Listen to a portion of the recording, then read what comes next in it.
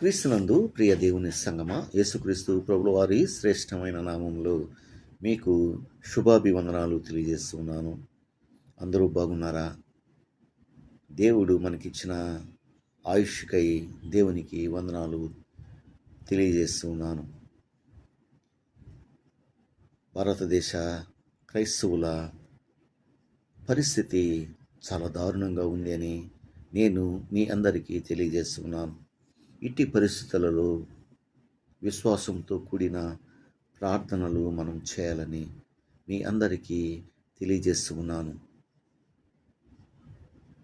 మన గృహాలలో ప్రార్థిస్తూ ఉంటే, మన ఇళ్లలో మనము బైబిల్ చదువుకుంటూ ఆరాధన చేసుకుంటూ ఉన్నప్పుడు వచ్చి కొడుతూ ఉన్నారు. మనం సోషల్ మీడియాలో చూస్తూ ఉన్నాం. మందిరాలను కొలదోస్తూ ఉన్నారు. సంఘ కాపుర్లను కొడుతున్నారు. విశ్వాసులు మందిరంలో కూర్చుని దేవుని వాక్యం వింటూ ఉన్న సమయంలో వచ్చి కొడుతూ ఉన్నారు, చంపుతున్నారు. అలాగే మన సహోదరులను మానభంగం చేసి చంపేశారు. రోడ్డుపైన నగ్నంగా ఊరేగిస్తూ దుర్భాషలాడుతూ చంపివేశారు. ఇటువంటి పరిస్థితులలో క్రైస్తవ లోకమా ప్రార్థించాలి, భారమైన ప్రార్థన చేయాలి, దేవుని ముందు మోకరిల్లాలి, కన్నీరు విడవాలి, కన్నీరు కార్చాలి. దేవా, మా మనవి ఆలకించాయా నాయన, మేము చేసిన తప్పిదాలుంటే మమ్మల్ని మన్నించి క్షమించి మా దేశాన్ని కాపాడు, మా దేశ ప్రజలందరినీ కాపాడు.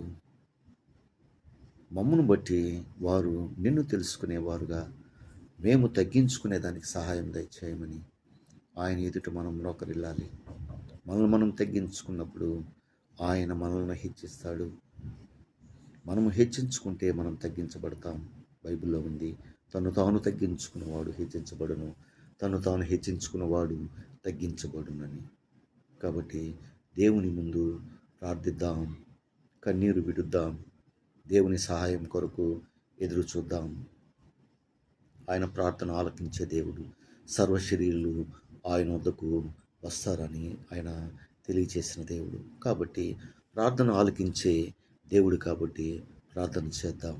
సరైన సమయంలో దేవుడు మనకు ఆయన జవాబు దయచేస్తాడు. దేవుడి కొద్ది మాటలను దీవించునుగాక.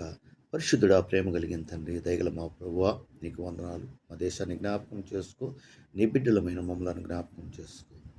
మా దేశాన్ని రక్షించండి. మమ్మలను బట్టి, మా తగ్గింపును బట్టి, మా మాటలను బట్టి